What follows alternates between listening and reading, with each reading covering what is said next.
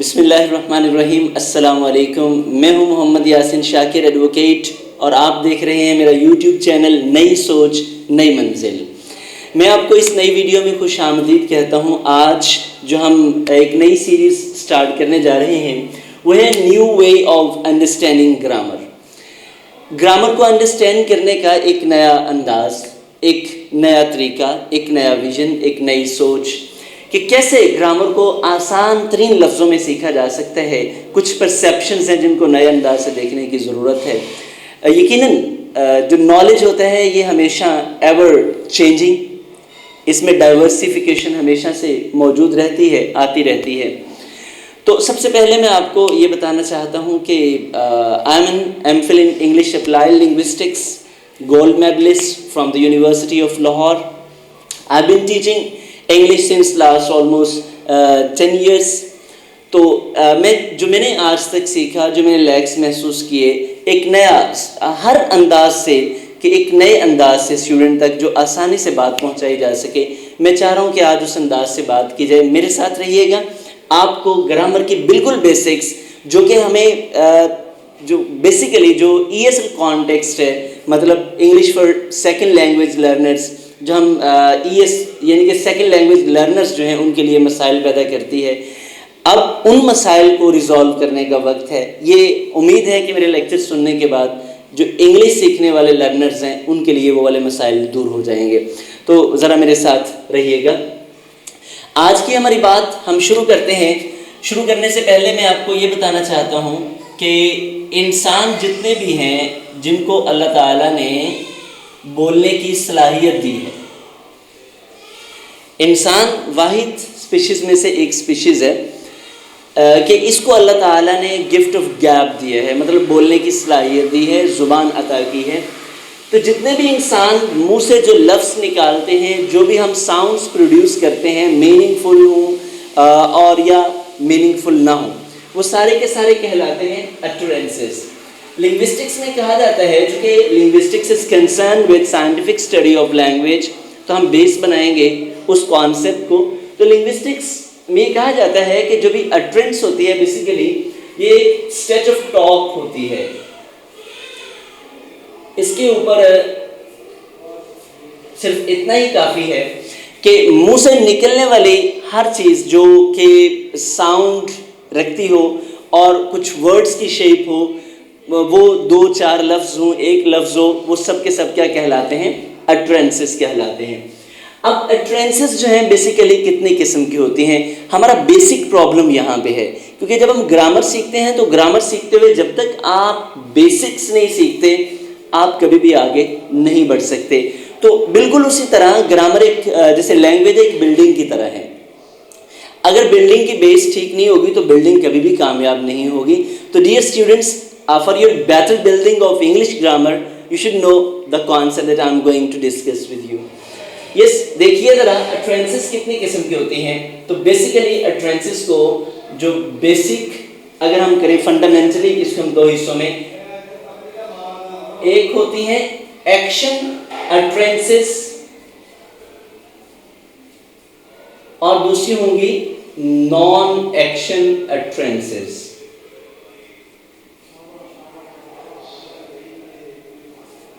Action utterances किनको कहते हैं जरा गौर करेंगे। वो तमाम अटरेंसेस जिनमें एक्शन बेस्ड बात होगी, जिनमें किसी एक्शन का जिक्र होगा। अब हम जरा इनकी एक एक एग्जांपल से वजाहत चाहेंगे। और नॉन एक्शन जो अटरेंसेस होंगी वो जस्ट किसको बयान करेंगी? स्टेट को बयान करेंगी। और जो एक्शन होंगी इसमें यकीनन जब हम ग्रामर की बात करते हैं तो वर्ब पाया जाएगा, एक्शन पाया जाएगा। और इस एक्शन और वर्ब की हम जरा एग्जांपल्स लेते हैं, जरा गौर कीजिएगा। He writes on the board। अब अगर हम इसको थोड़ा एनालाइज करें तो ही क्या करता है? राइट्स। उसका कोई एक्शन है, वो कोई काम करता है। ये भी एक अटरेंस है। इसकी कैटेगराइजेशन से पहले हम बात कर रहे हैं। अब जब हम बात करेंगे एक्शन अटरेंस की तो एक्शन अटरेंस जितनी भी होती हैं उनको कहा जाता है सेंटेंस। अब आपको आसानी से समझ आ जाएगी, एक्शन अटरेंसेस क्या कहलाएंगी? सेंटेंसेस। और जब हम बात करेंगे नॉन एक्शन अटरेंसेस की तो ये स्टेट से निकलेगा, they are known as statements. अब ये बेसिक पॉइंट ऑफ कंफ्यूजन है, हमें ये नहीं समझ आता कि बेसिकली स्टेटमेंट और सेंटेंस का स्ट्रक्चर क्या है। फर्क देख लीजिए, बेसिक फर्क ये है कि इसमें सिर्फ स्टेट की बात की जाएगी और इसमें बेसिकली बात की जाएगी एक्शन की, कोई काम हो रहा होगा सब्जेक्ट से, और इसमें सिर्फ और सिर्फ सब्जेक्ट की स्टेट की बात की जाएगी। एग्जाम्पल लेते हैं, he is a writer, just उसके ऑक्यूपेशन की बात की गई है, ही इज अ राइटर। यहां पे इसकी कोई एक्शन नहीं है, जस्ट उसकी ऑक्यूपेशन की बात की गई, उसके स्टेट की बात की गई है। तो इन दोनों में क्या डिफरेंस है? ही राइट्स ऑन द बोर्ड, यहां पे ही लिखता है, यहां पे क्या है? ही इज अ राइटर, वो एक राइटर है, जस्ट उसकी कैफियत बयान की गई है, स्टेट बयान की गई है। तो जहां पे एक्शन पाया जाएगा हम कहेंगे वो एक सेंटेंस है, और जहां पे सिर्फ और सिर्फ उसकी स्टेट की बात की जाएगी हम कहेंगे वो एक स्टेटमेंट है। लो जी, ये हमारा लर्निंग का पॉइंट यहां से शुरू हो गया। अब हम आगे चलते हैं, हम स्ट्रक्चर्स का डिफरेंस देखेंगे कि what's the difference between the structure of statement and a sentence. जरा गौर करेंगे और आप जब इसको फोकस कर लेंगे आपके लिए सारी ग्रामर आसान हो जाएगी। देखिए, सेंटेंस की जब हम बात करते हैं तो बेसिक स्ट्रक्चर देखते हैं सेंटेंस का, जरा गौर कीजिएगा। सबसे पहले ही eats an apple, he eats an apple, ये हमने एक सेंटेंस लिखा, अटरेंस है, इसकी हम डिटर्मिनेशन करते हैं कि आया क्या, चूंकि ऊपर मैंने लिखा हुआ है सेंटेंस, अब ये समझना भी आपको आसान है।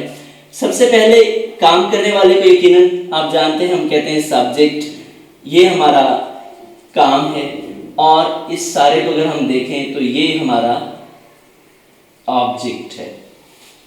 इसका मतलब ये हुआ कि सेंटेंस अगर हम सिंपलेस्ट फॉर्म में बात करें तो एक्टिव वॉइस जितने भी सेंटेंसेस होंगे, एक्टिव वॉइस की जब हम बात करेंगे तो उनका स्ट्रक्चर नॉर्मली यही होगा कि सबसे पहले सब्जेक्ट आएगा, फिर वर्ब आएगा और ऑब्जेक्ट होगा। और ये सेंटेंस क्यों कहलाएगा? क्योंकि इसमें मेन वर्ब मौजूद है, एक्शन मौजूद है, तो ये कहलाएगा सेंटेंस। और ये स्ट्रक्चर किसका है? एक्टिव वॉइस सेंटेंसेस का है। हम स्टेटमेंट की बात करते हैं तो जरा एक एग्जांपल लेते हैं। सबसे पहले जरा आप जेलस नहीं होना इससे, I am talking about my self, I am handsome, मैं हैंडसम हूं, कोई डाउट है इसमें? कोई नहीं, आई एम हैंडसम। अब देखिए जरा गौर करेंगे, आई उसी तरह सब्जेक्ट में स्टूडेंट्स को जब पढ़ाता हूं तो उनसे पूछता हूं, इवन के टीचर्स से कभी अगर प्रेजेंटेशंस होती हैं तो बात की जाती है, तो ये बड़ा क्रूशियल पॉइंट है अंडरस्टैंडिंग के लिए। एम कौन सा वर्ब है? तो कोई हेल्पिंग वर्ब कह देता है, कोई कुछ और कह देता है, तो ये बेसिकली हेल्पिंग वर्ब नहीं है, ये एक लिंकिंग वर्ब है। यकीनन आपके लिए भी ये अमेजिंग होगा, जो जानते हैं उनके लिए। अब ये हैंडसम क्या है? तो स्टूडेंट्स बिल्कुल उसी तरह जो लर्नर्स हैं वो ये समझते हैं कि ये भी एक ऑब्जेक्ट है। हालांकि जरा गौर करें, अगर हम आई एम को 4-5 बार प्रोनाउंस करें, बोलें आई एम, क्या ये अपने मीनिंग क्लियर करता है या कि एक्सप्रेशन पूरा होता है? नहीं होता। आई एम मैं हूं, क्या हूं, कोई समझ नहीं आती। लेकिन जब वो बताता है, मुकम्मल करता है कि आई एम हैंडसम, मैं हैंडसम हूं, तो बेसिकली ये जो हैंडसम है ये क्वालिटी है, ये खूबी है किसकी? आई की। हम कहेंगे ये बेसिकली क्या है? एक एडजेक्टिव है।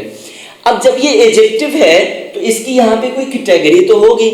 तो ये था सब्जेक्ट, और जो सब्जेक्ट के ऊपर कॉम्प्लीमेंट कर रहा है या सब्जेक्ट को कॉम्प्लीमेंट कर रहा है, कंप्लीट कर रहा है, इसकी कॉम्प्लीमेंट किसके साथ हो रही है? हैंडसम एडजेक्टिव के साथ। तो बेसिकली यहाँ पे है ये सब्जेक्ट कॉम्प्लीमेंट। अब आपके सामने डियर स्टूडेंट्स ये आपको समझ आ गया होगा। अगर हम बात करें, ये हमारे पास सब्जेक्ट है और इनको अगर हम मिलाना चाहें इन दो पार्ट्स को, तो यकीनन सब्जेक्ट और सब्जेक्ट कॉम्प्लीमेंट को जो मिलाता है वो वर्ब कहलाता है लिंकिंग वर्ब। मीन के लिंक करने वाला, जोड़ने वाला, ऐसा वर्ब जो सब्जेक्ट और उसके कॉम्प्लीमेंट को आपस में जोड़ता है। हाँ, तो डियर स्टूडेंट्स यहाँ पे हमने ये सीखा सेंटेंस का स्ट्रक्चर जो है वो है कि he subject, eats verb, an apple object. क्योंकि इससे हमें डायरेक्टली पता चल रहा है कि इसने जो काम किया किसके ऊपर किया है, ये ऑब्जेक्ट के ऊपर किया है और ये इसका मेन एक्शन है। That's why it is a sentence. जिसे हमने कहा था कि जो एक्शन अटरेंस है वो बेसिकली कहलाती है सेंटेंस, और जो नॉन एक्शन अटरेंस है जिसमें जस्ट स्टेट के बारे में बात की जाती है, जैसे कि स्टेटमेंट वर्ड खुद बताता है, it tells about the state. आप कह सकते हैं in sentence it tells about the action of subject. और जब बात करते हैं इसकी तो it tells about the state of a subject. और स्ट्रक्चर का आपने डिफरेंस देख लिया कि इसमें हम बात करते हैं सब्जेक्ट की, लिंकिंग वर्ब की और सब्जेक्ट कॉम्प्लीमेंट की, दोनों का डिफरेंस। यहाँ से सब्जेक्ट दोनों सेम, यहाँ पे मेन वर्ब होगा और स्टेटमेंट में लिंकिंग वर्ब होगा, यहाँ पे ऑब्जेक्ट होगा।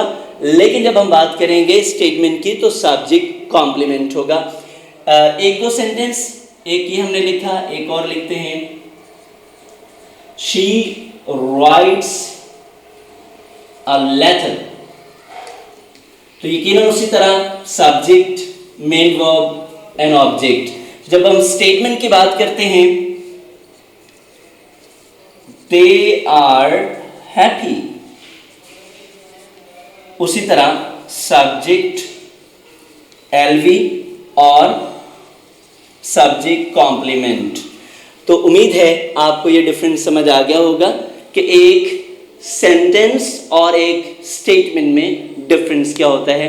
अब हम फर्दर वीडियोस में डिस्कस करेंगे कि स्टेटमेंट्स जो हैं बेसिकली उनमें कौन कौन से इंट्रांजिटिव वर्ब्स कैसे आते हैं और कैसे उनको यूटिलाइज किया जाता है, वो स्टेटिव वर्ब्स कैसे होते हैं, ये सारी चीज़ें हम आने वाली वीडियोस में डिस्कस करेंगे।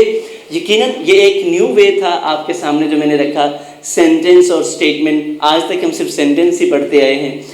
श्योरली स्टूडेंट्स आप अंडरस्टैंड कर गए होंगे सेंटेंस और स्टेटमेंट का डिफरेंस। आपने दोनों के स्ट्रक्चर्स को भी देखा। अब आपके लिए एक एक्टिविटी है, आप करेंगे ये कि 10 सेंटेंसेस फॉर्मेट करेंगे आप इसी स्ट्रक्चर के ऊपर। मतलब आप बगैर किसी टेंस का फ़र्क किए आप इनको इसी तरह कंस्ट्रक्ट करेंगे। आप यूँ कर सकते हैं, ही की जगह पे शी लगा के, इट्स की जगह पे कोई और वर्ब और यहाँ पे ऑब्जेक्ट कोई और लगा के 10 सेंटेंसेस आप स्ट्रक्चर करेंगे। इस तरह 10 स्टेटमेंट्स आप स्ट्रक्चर करेंगे। और जब ये आप कर लें तो मेरे साथ आप कांटेक्ट कर सकते हैं इंस्टाग्राम पे, आप ट्विटर पे कर सकते हैं नई सोच के नाम से, और यूट्यूब चैनल यकीनन आप जानते हैं नई सोच नई मंजिल, और इसी नाम से ही मेरा फेसबुक पेज भी है, आप उसके ऊपर भी मुझसे शेयर कर सकते हैं। मेरा कांटेक्ट नंबर भी मौजूद है, अगर आप मुझसे कांटेक्ट करना चाहें तो आप कांटेक्ट भी कर सकते हैं। तो वीडियो को लाइक कीजिए, इसे शेयर कीजिए और चैनल को सब्सक्राइब कीजिए ताकि आपको बर वक्त मेरी तमाम वीडियोस मिल सकें। वीडियो देखने का शुक्रिया। वस्सलाम।